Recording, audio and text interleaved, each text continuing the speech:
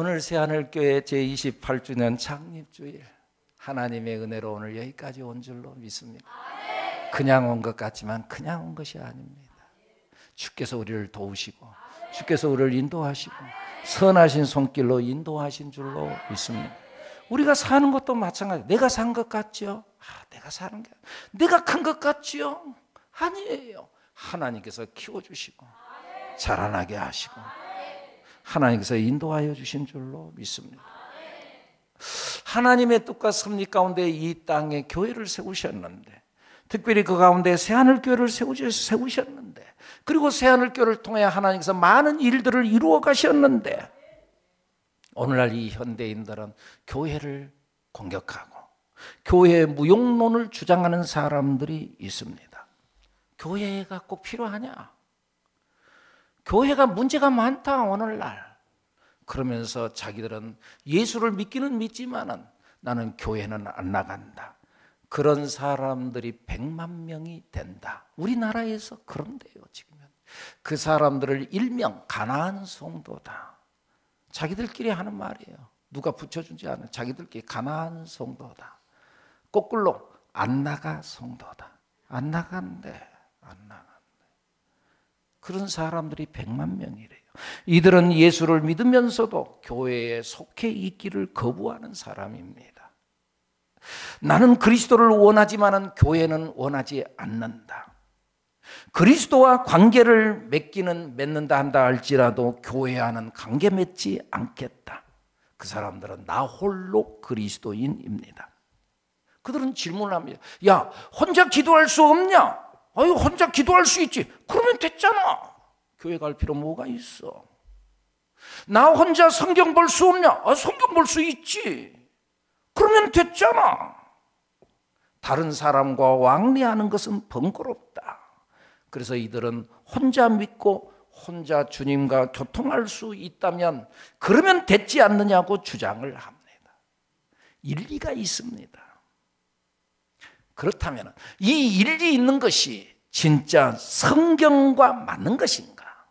우리는 예수를 우리가 믿는다면 성경이 기초가 돼야 되잖아요. 그래서 성경이 기준이에요. 성경에서 맞다고 하면 맞는 것이고 성경에서 아니라고 하면 아닌 거잖아요. 내 생각에 맞다고 해서 맞는 게 아니라 성경이 맞다고 해야 맞는 것이고 내가 아무리 맞다고 해도 성경이 아니라고 하면 아닌 것이잖아요. 이 말이 이 가나안 성도가 이들이 교회가 필요 없다고 주장하는 이들의 말이 성경적으로 맞는가? 나 혼자 다 예수 안 믿는 거 아니다. 나 혼자 예수 믿으면 된다. 그렇게 생각하는 것이 성경적으로 맞는가? 성경을 보고 우리는 판단해야 합니다. 먼저 우리가 생각할 수 있는 것은 우리가 예수를 믿을 때는 개인적인 면과 단체적인 면, 두 가지 면이 있습니다. 개인적인 면, 이것은 우리가 예수를 믿으면 구원을 받는다는 것입니다. 내가 예수를 믿으면 구원받습니다. 이것은 개인적입니다. 나의 구원을 다른 사람이 대신할 수 없습니다. 그러죠? 부모가 기도를 많이 한다고 해서 그 자식이 구원받는 게 아닙니다. 구원은 1대1 하나님과 나와의 관계입니다. 내가 예수를 믿어야 합니다. 내 아내가 아무리 예수를 잘 믿어도 그 믿음이 나에게 전가돼서 그래서 아내가 예수를 잘 믿으니까 그러니까 나도 구원받을 수 있다. 그것은 아니다 말이죠.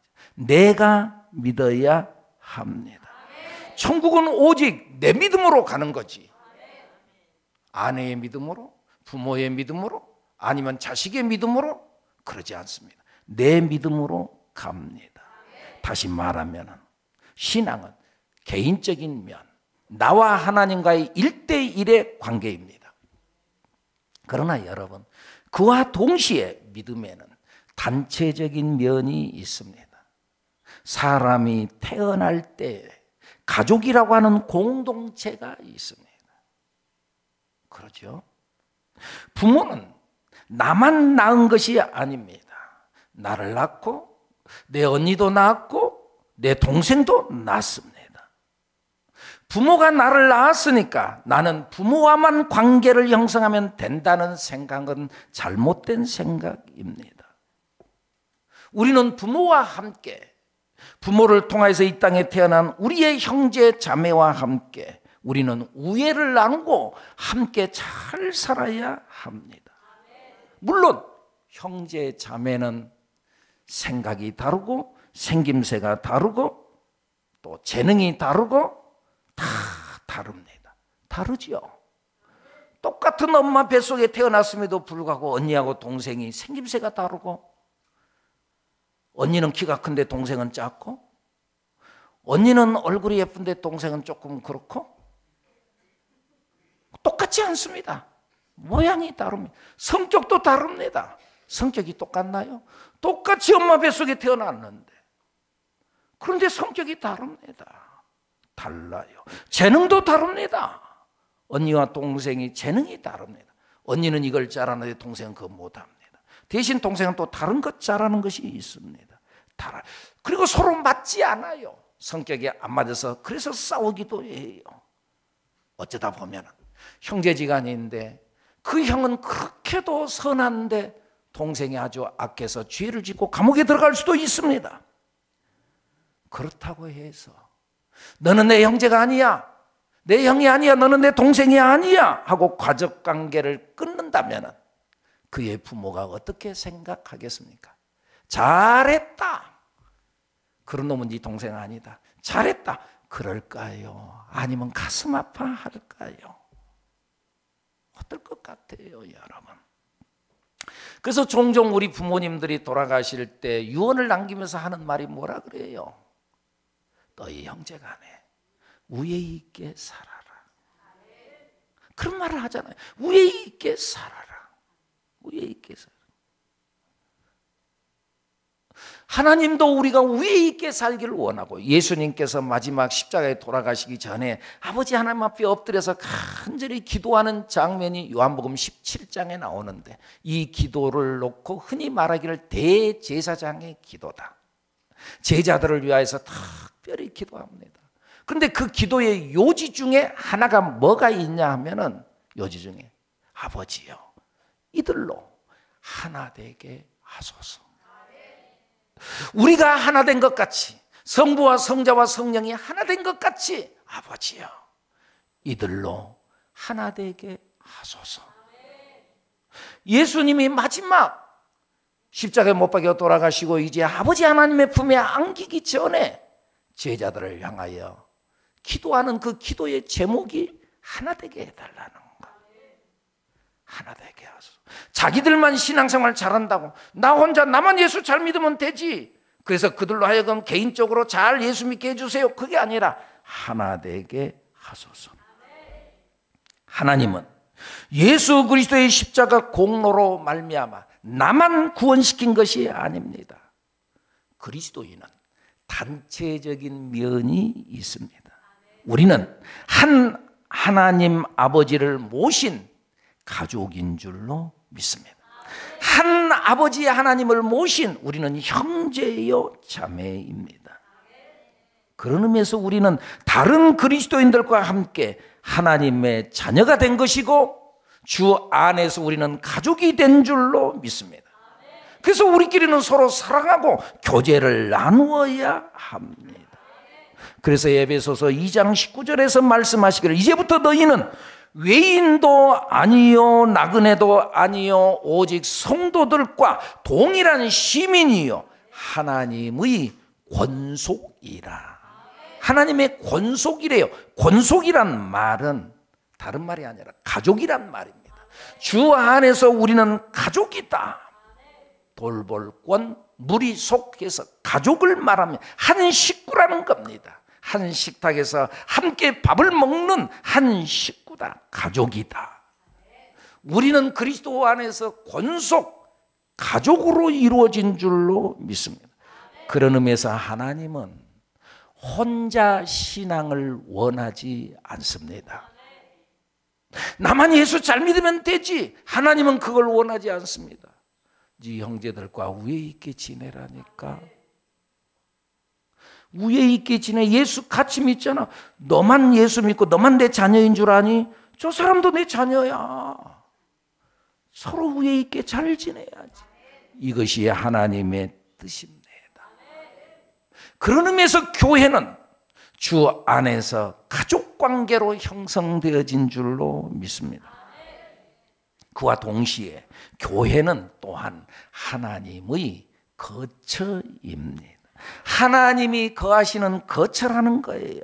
거처 사상은 하나님께서 모세를 통하여 성막을 짓게 만들고 거기에 하나님의 영광이 임재했었던 것처럼 성막 시대가 지나가고 솔로몬을 통하여 성전을 건축하게 만들고 난 이후에 거기에 내 눈길과 마음을 두겠다고 말씀하셨던 것처럼 거기에 내가 그들과 함께 있겠다.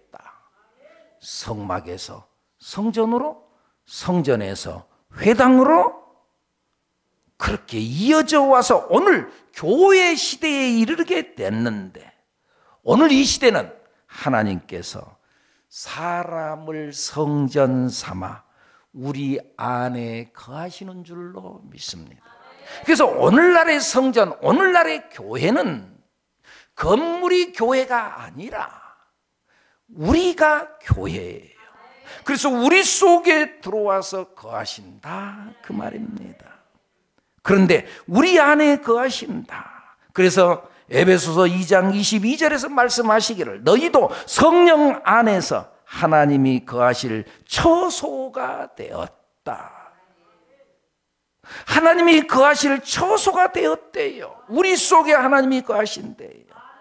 그러니까 옛날에는 큰 건물 성전이 하나님의 거처였어요. 거기에 하나님이 계셨어요. 성막에 성전에 계셨어요. 그러나 오늘날은 우리 안에 거하신 줄로 믿습니다. 그래서 예수님께서 끊임없이 말씀하잖아요. 내가 문 밖에 서서 문을 두드리노니 누구든지 내 음성을 듣고 그 문을 열면 내가 그에게로 들어가 그와 더불어 먹고 그는 나와 더불어 먹으리라. 내가 그에게 들어가겠다. 근데 여러분, 하나님은 독립된 내 개인에 거하는 것이 아니라 성도가 연합하여 하나님의 거처를 이룬 그곳에 거하신다고 성경은 말씀합니다. 그래서 마태복음 18장 20절에 뭐라고 그래요? 두세 사람이 내 이름으로 모인 그곳에 나도 그들 중에 있겠다.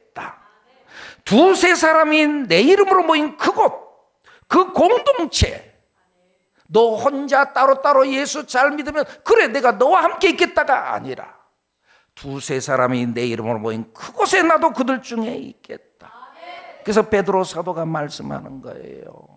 우리가 산돌이 되어 신령한 집으로 건축되어져야 한다. 산돌이 되어서 솔로몬 성전은 죽은 돌로 지어졌는데 우리는 예수님이 내 안에 들어옴으로 인하여서 예수님의 생명이 내 안에 들어옴으로 인해서 우리는 산돌이 됐어요.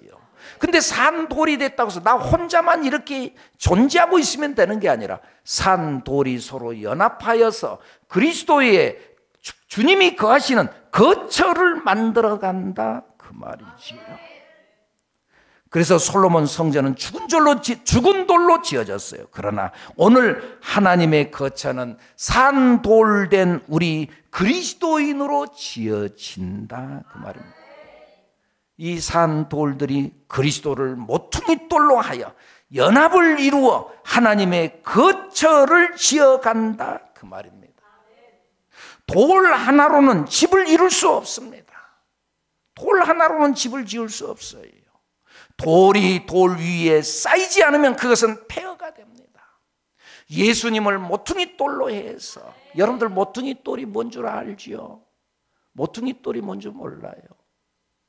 모퉁이 돌, 건축자의 버린 돌이 모퉁이 돌이 됐다. 예수님이 바로 건축자의 모퉁이 돌이 됐다. 모퉁이 돌. 저기 물음표가 있는데 그게 바로 예수님이다. 건축자 필요 없어 하고 던졌는데, 그런데 그 모퉁이 돌, 그 돌을 갖다가 버린 돌 쓸모없는 줄 알고 갖다가 놨는데 그의 모퉁이 돌이 되어서, 그리고 그 모퉁이를 예수님을 기준으로 해서, 그래서 옆에 돌들을 이어가는데, 이 돌이 뭐예요? 이게 바로 산돌된 우리다 그 말이죠.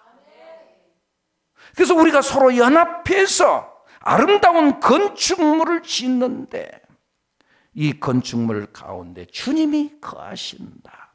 이건 눈에 보이는 게 아니죠. 공동체 속에. 자동차를 우리들이 알잖아요. 자동차의 부품들이 아주 많아요. 근데 이 부품들이 서로 다르죠. 다르게 생겼죠. 용도도 다르고 모양도 다르고 강도도 다르고 다르죠. 부품들이 다 달라요. 근데 이 부품들이 다 연합을 해서, 그래서 자동차가 되어지고, 그리고 그 자동차 안에 사람이 타고, 그리고 우리가 목적지까지 달려갈 수 있는 자동차가 되는 거지요. 우리가 서로 연합될 때 마찬가지로 우리 안에 하나님을 담을 수 있다 그 말입니다. 연합될 때, 우리가 연합을 이루지 않으면은 하나님께서 우리에게 주신 풍성함을 우리가 누리지 못한다 그 말입니다. 예수님께서 이 땅에 오신 목적이 뭐였어요? 요한복음 10장 10절에 보면은요, 도둑이 오는 것은 도둑질하고 죽이고 멸망하려는 것뿐이요, 멸망시키려는 것뿐이요, 내가 온 것은 뭐라고요? 양으로 생명을 얻게 하고 더 풍성히 얻게 하려는 것이라. 더 풍성함을 주기 위한 것. 내가 예수를 믿으면 풍성해져야 되잖아요. 마음도 풍성하고 여건도 풍성하고 물질적으로 풍성하고 어떤 일들이 되어지는 것들이 풍성해져야 되잖아요. 그렇게 되기 위해서는 하나가 돼야 되거든요. 그래서 나무 물통이 돼서, 그래야지 그 안에 물을 담고 축복을 담는 거죠. 근데 독립을 선언해 버리면 그 축복의 물이 다 쏟아져 버린다 그 말이죠. 연합을 이룰 때 참된 풍성함이 그 안에 있는 줄로 믿습니다. 풍성함을 이루는 것이 주님이 오신 목적인데, 근데 독립을 선언하면 풍성함이 사라진다. 사랑하는 여러분, 혹시 아직도 혼자 신앙을 주장한다면 내 안에 계신 주님이 진짜 주님인가?